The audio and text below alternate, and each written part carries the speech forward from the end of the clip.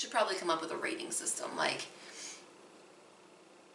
have a skull scale for the horror and like a panty scale for the erotica factor, like a penis scale. 3 out of 5 penises. I don't know.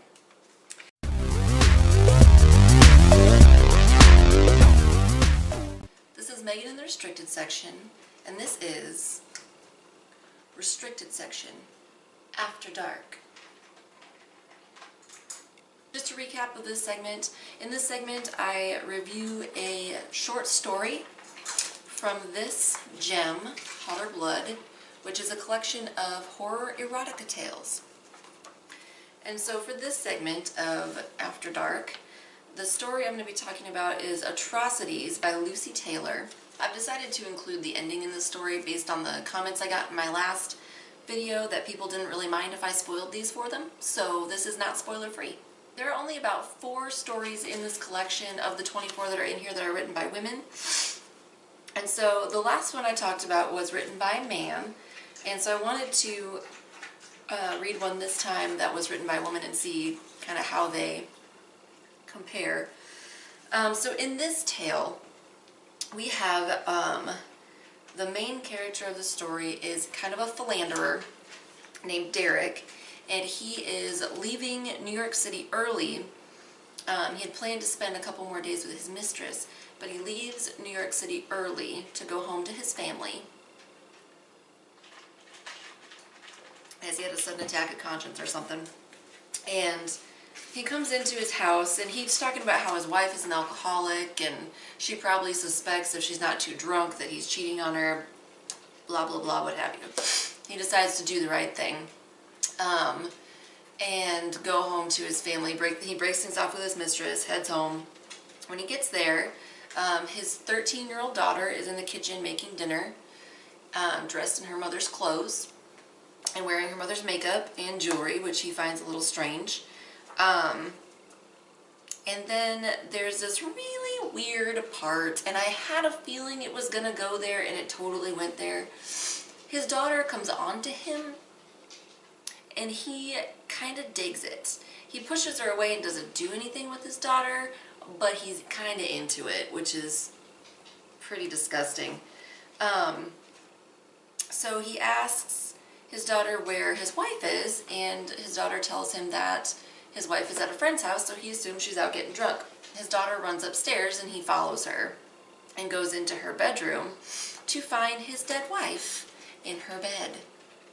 As it happens, his mistress phoned his wife and told her some pretty explicit details about their sex life, upon which the wife hung herself. So the daughter dresses the wife in her clothing, in the daughter's clothing, and puts her to bed. And so the daughter comes in and finds him in there and says, I told her she could nap until dinner, and then she's got to do her homework afterwards. Basically, the daughter,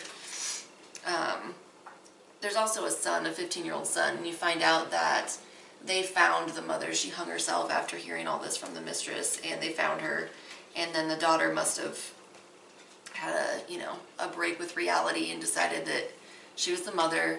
And so it's a whole heap of mess. It's a whole heap of mess. So then the son ends up killing the father because they blame him for the death of the mother. So the son beats him to death with the baseball bat, and then the brother and sister share a kiss.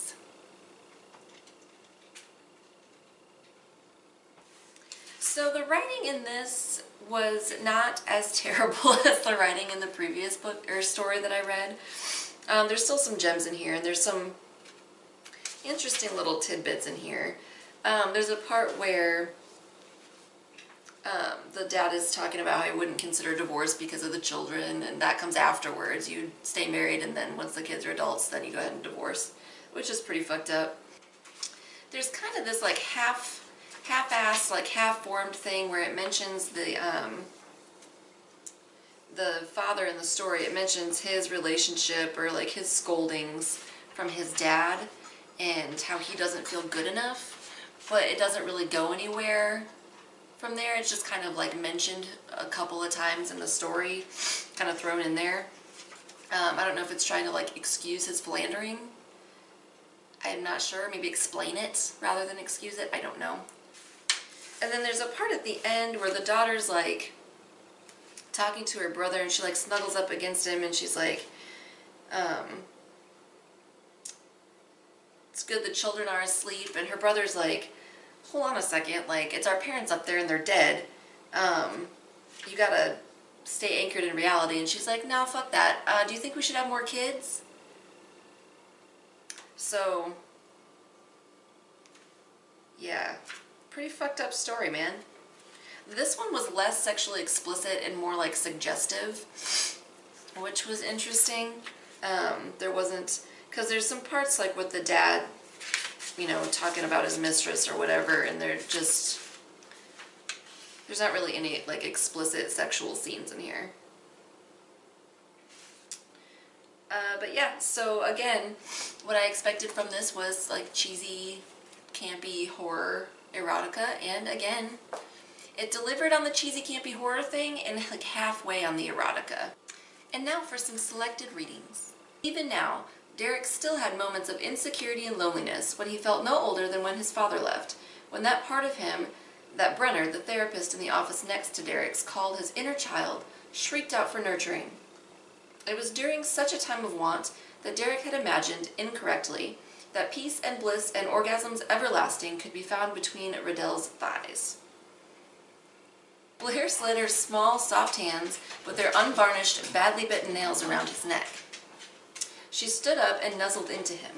She smelled of cinnamon and chocolate and Estee Lauder lilac, a luxuriant profusion of scents. Her closeness dizzied him, and when she began to undulate her hips in ever narrower figure eights, he jumped back as though she were on fire.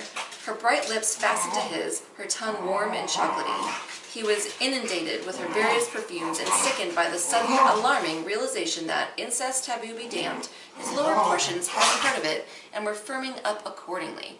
Shame scoured him. He shoved her away and cracked an open palm with more force than he'd intended across her face. Yikes. So this is after both parents are dead. It's good the children are asleep now, said Blair, as she put dinner on the table. Blair, come out of it, said Woody. It's Mom and Dad up there. They're dead. We killed them both. You gotta hold on to reality.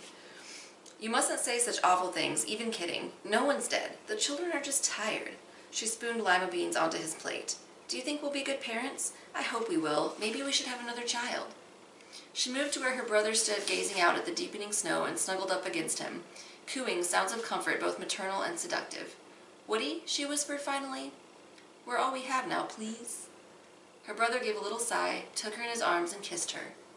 The snow fell, and they were all alone. Yeah, so pretty fucked up, man.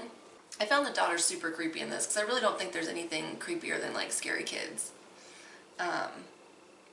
Oof. But yeah, so that was this segment of After Dark.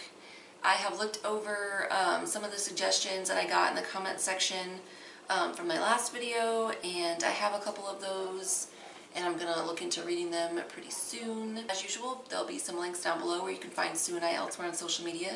If you're not already subscribed to the restricted section, you should do it. And that's it for me today. See you next time. Bye!